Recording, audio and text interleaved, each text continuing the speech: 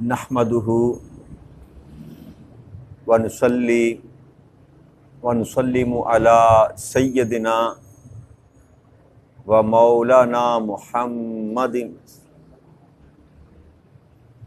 رسولہ الامین المکین الحنین الکریم الرؤوف الرحیم اما بعد فاعوذ باللہ من الشیطان الرجیم بسم اللہ الرحمن الرحیم۔ واجب الاحترام ساتھی، اللہ تعالیٰ کا بے پناہ لطف و کرم اور اس کا احسان عظیم ہے کہ جس کی توفیق سے ہم اس کے ذکر کے لیے اس کے گھر میں جمع ہیں۔ گزشتہ نشست میں ہم نے سورہ النساء کی آیت نمبر 40 پر اپنی گفتگو ختم کی تھی۔ اس میں اللہ کریم نے یہ ارشاد فرمایا تھا کہ بے شک اللہ کریم ذرا برابر بھی ظلم نہیں کرتا، اور اگر کوئی نیکی ہو تو اسے دوگنا کر دیتا، اور پھر اپنے پاس سے بڑا اجر عطا فرماتا ہے۔ تو اس آیت کریمہ میں اللہ کریم نے 3 باتیں کی۔ ایک یہ کہ وہ ذرا برابر ظلم نہیں کرتا، جو جس نے کمایا وہ اس کو لٹا دیا جائے گا، اور پھر دوسری بات یہ کی کہ اگر کوئی اچھا کام کر کے آئے گا، نیکی کر کے آئے گا، صالحات میں سے کچھ ساتھ لے کر آئے گا، اس کو دگنا کر دیتا ہے۔ یعنی کہ برائی جس قدر کی ہوگی اس قدر لٹائی جائے گی، اور اچھائی اللہ کریم اپنے کرم سے، اپنے فضل سے اس کو دگنا کر دیتا ہے۔ اور پھر یہاں بات بس نہیں کی، وہاں فرمایا پھر اس سے اوپر اور اپنے پاس سے بڑا اجر عطا فرماتا۔ اب یہ 2 گنا کرنا یہ ہے، یہ بھی اس کا اپنی طرف سے اجر ہے، اور پھر جس قدر وہ چاہے اپنے پاس سے بڑا اجر عطا فرماتا ہے۔ تو اس بڑے کی کوئی اللہ کریم نے قید کس قدر، یہ اس کی اپنی منشا اور اپنی مرضی پر ہے، اسی کو فضل کہتے ہیں۔ حضرت ابو عثمان نہدی بیان کرتے ہیں کہ میری حضرت ابو ہریرہ رضی اللہ تعالیٰ عنہ سے ملاقات ہوئی، تو میں نے ان کو کہا کہ مجھے یہ خبر پہنچی ہے کہ آپ یہ کہتے ہیں کہ اللہ کریم ایک نیکی کا اجر بڑھا کر 1 کروڑ کر دے گا، ایک نیکی کا اجر بڑھا کر 1 کروڑ کر دے گا۔ تو انہوں نے کہا ہاں، تم اس بار کیوں متعجب ہو، تمہیں کیوں تعجب ہوا؟ باخدا میں نے نبی اکرم صلی اللہ علیہ وآلہ وسلم سے سنا ہے کہ اللہ تعالیٰ ایک نیکی کو 1000 ضرب 1000 درجہ تک پہنچا دے گا۔ ایک نیکی 1000 ضرب 1000 1 کروڑ۔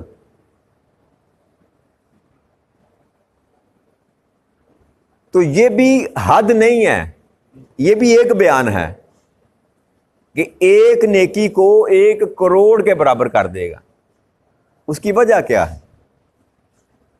اور چاہے گا تو کسی کو 10 کروڑ کر دے، 70 کروڑ کر دے، کھربوں کے حساب سے اگر کسی کو نیکی کو ملٹیپل کرتا چلا جائے تو اس سے کچھ سوال کرنے والا، کو پوچھنے والا نہیں ہے، کیونکہ وہ مالک ہے، اور مالک کا اپنا تصرف ہوتا ہے، مالک کا اپنا تصرف ہوتا ہے۔ اگر کسی کی چیز میں سے لے کر کے دیا جائے تو پھر تو اعتراض بنتا ہے کہ یہ تو میرا حق تھا یا میں مالک تھا اس کا، تو پھر تو کسی کا اعتراض بنے گا۔ جب ہے ہی ساری کائناتوں کا مالک وہ خود، اور مالک جس قدر جتنا چاہے کسی کو دے دے، کوئی اعتراض کرنے والا، اس لیے اللہ نے فرمایا للہ ما فی السماوات و ما فی الارض، جو کچھ ہے آسمان و زمینوں میں اسی کا ہے۔ مالک السماوات والارض، مالک ہے وہ ساری آسمانوں اور زمینوں کا۔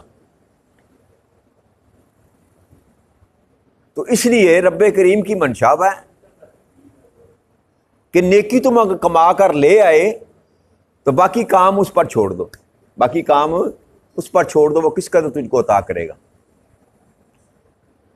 آگے اللہ کے ارشاد فرماتے ہیں وَكَيْفَ إِذَا جِئْنَا مِنْ كُلِّ أُمَّةٍ بِشَهِيدٍ وَجِئْنَا بِكَ عَلَىٰ هَٰؤُلَاءِ شَهِيدًا۔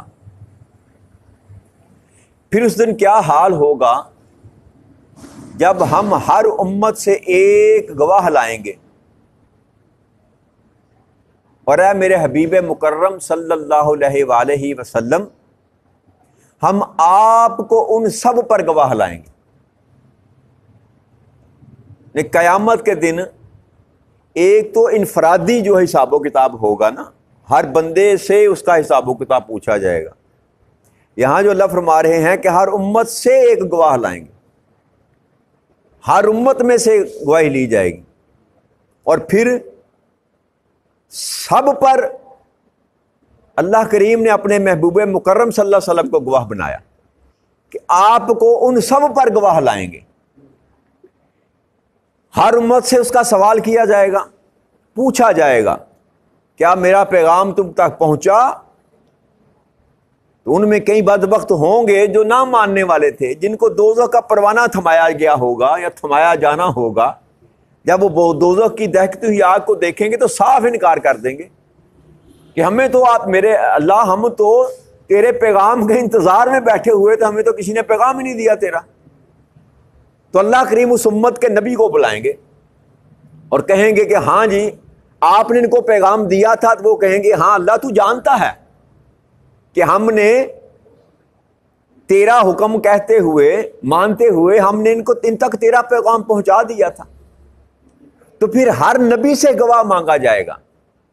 کون گواہ ہے آپ کا؟ ہر امت سے گواہ مانگا جائے گا، ہر نبی سے گواہ مانگا جائے گا۔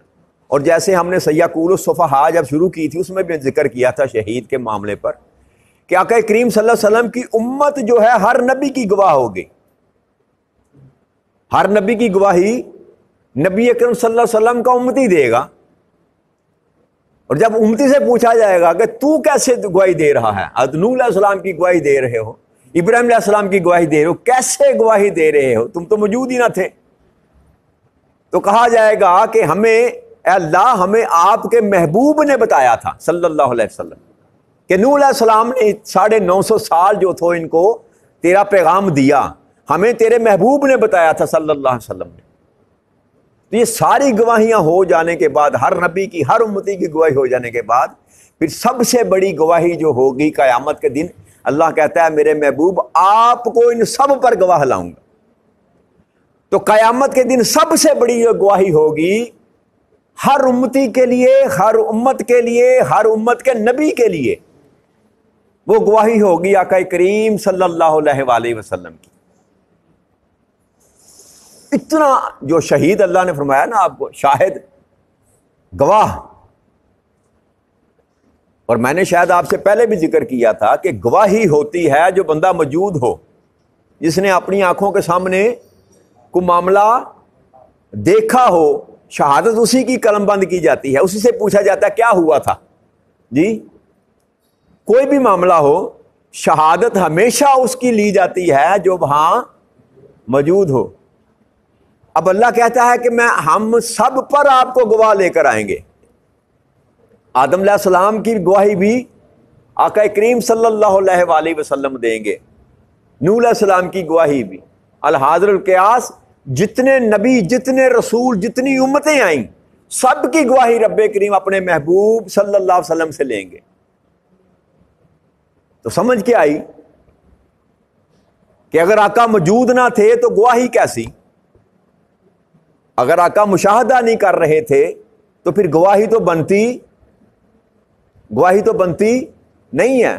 اور آپ کو جو اللہ کریم نے شاہد بنایا اور آپ کو گواہ بنایا اور گواہی طلب کی، تو اس کا مطلب یہ ہے کہ آپ ہر ایک معاملے کو اپنی آنکھوں سے دیکھ رہے تھے۔ آقا کریم صلی اللہ علیہ وسلم سے پوچھا گیا نا کہ آپ کب سے نبی ہیں؟ تو آپ نے فرمایا کہ ابھی آدم مٹی اور روح کے درمیان تھے، آدم کی تخلیق بھی نہ پوری ہوئی تھی، میں تو اس وقت سے نبی ہوں۔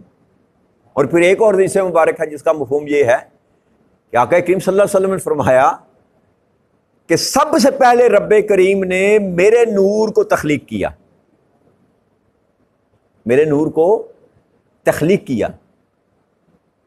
تو اس آیت کریمہ میں اور جتنی بھی جگہ پر اللہ کریم نے شاہد کی بات کی یا شہید کی بات کی، یہ بات سمجھ جانی چاہیے انسان کو کہ جب اللہ کریم نے ساری کائنات میں سے کچھ بھی پیدا نہ کیا تھا تو اپنے محبوب کے نور کو پیدا کیا، اور آپ موجود تھے، جس بھی حالت میں تھے، جس بھی شکل میں تھے، یہ بحث نہیں ہے، آپ موجود تھے اور ساری کائنات کو رب کریم نے آپ کے سامنے پیدا کیا۔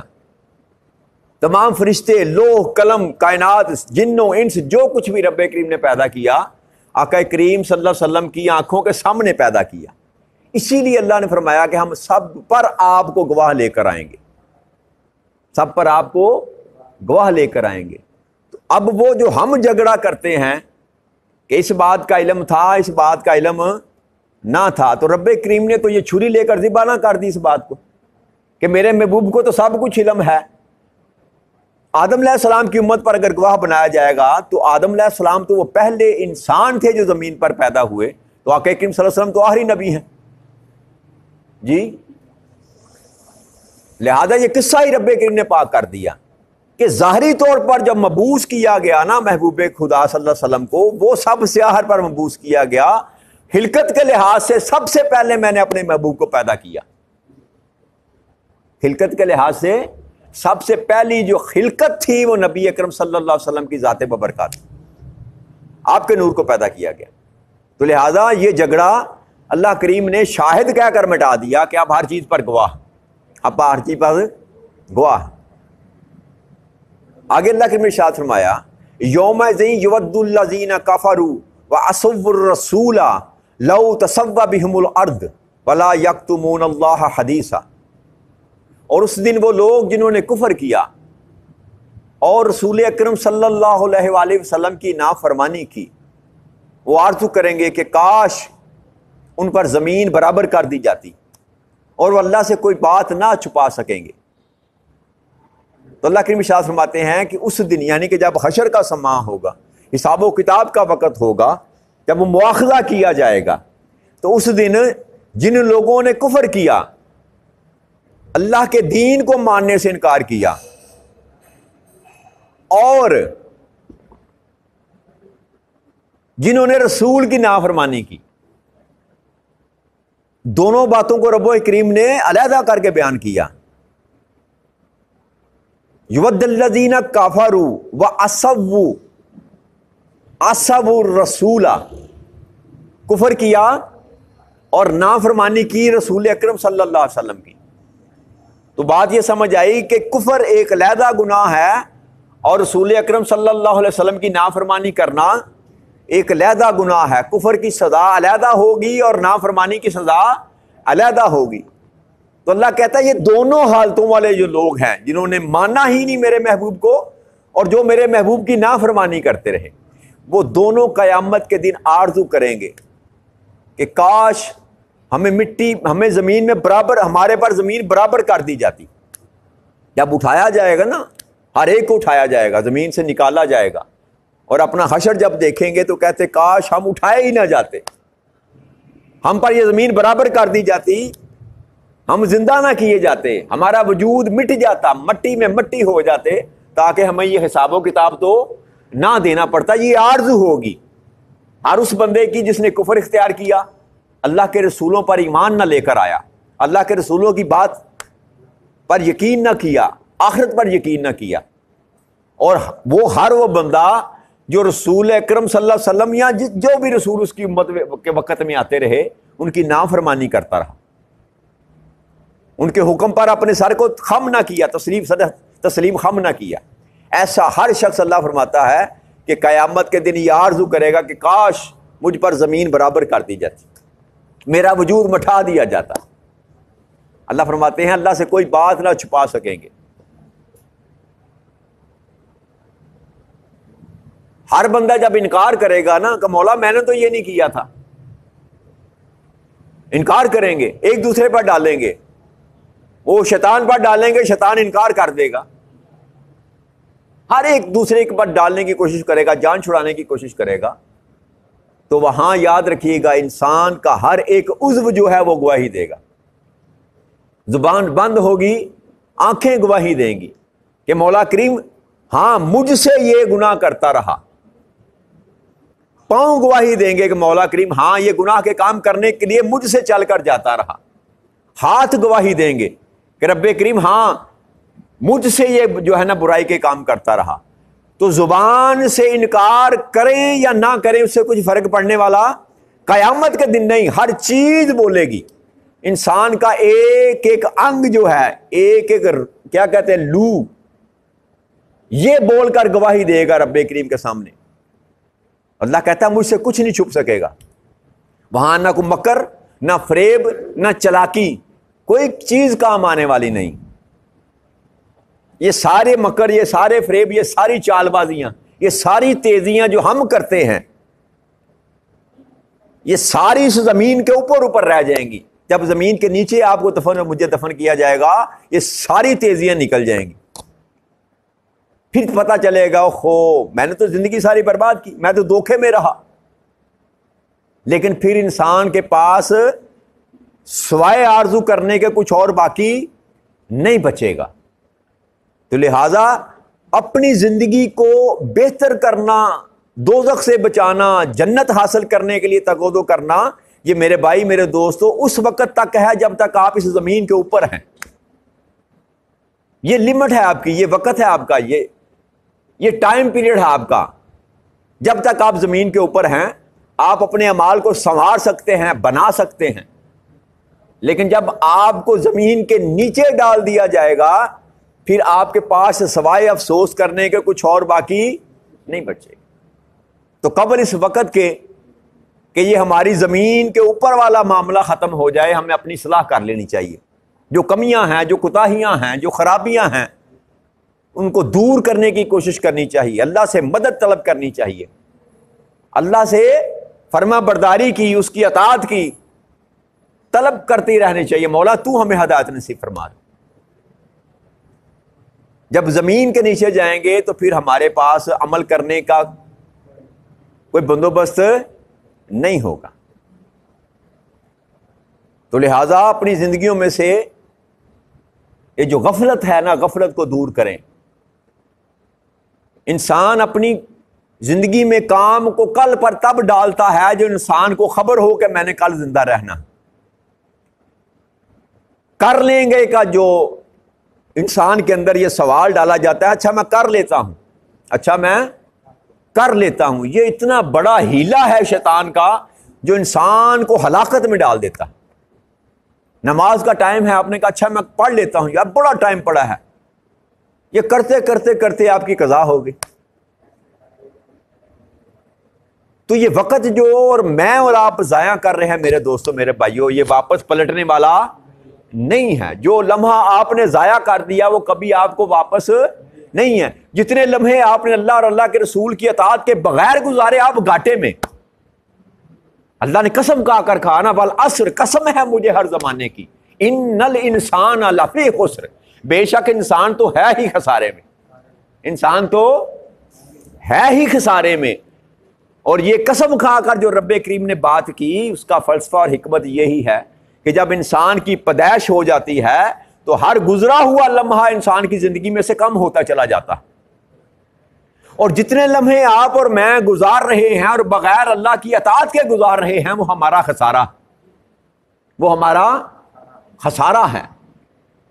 لہذا اگر بات کو سمجھ آ جائے انسان کو کہ جو گزر رہا ہے، جو لمحہ بیت رہا ہے وہ میرا خسارے میں جا رہا ہے، تو انسان اپنی زندگی کے ایک ایک لمحے کو کیش کرانے کی کوشش کرے، ہر ایک لمحے کو بچانے کی کوشش کرے کہ یہ لمحہ بھی جو ہے میں اللہ کی اطاعت میں گزار لوں، یہ لمحہ بھی میں اللہ کی اطاعت میں گزار لوں. اور پھر اس کا جب انسان اطاعت اور فرما برداری کا لباس پہنتا ہے نا دوستو، یاد رکھیے گا پھر اس کا کوئی لمحہ بھی عبادت کے بغیر نہیں گزرتا. وہ بازاروں میں چلتا پھرے، وہ کاروبار کرتا پھرے، وہ لین دین تجارت کرتا پھرے، اس کا سارے کا سارا جو معاملہ ہے اس کی عبادت میں لکھا جاتا ہے. کس کا؟ جس کا اوڑھنا بچھوڑنا جو ہے اللہ کی فرما برداری ہو جائے. اور ایسے لوگ حدیث مبارک میں آتا ہے اگر سو بھی جاتے ہیں تو فرشتے اس کے سرہانے کھڑے ہو کر اس کے اٹھنے تک اس کے لیے استغفار کرتے رہتے ہیں. تو لہٰذا بندہ مومن سو بھی جائے تو اس کا سونا بھی عبادت میں گنا جاتا ہے.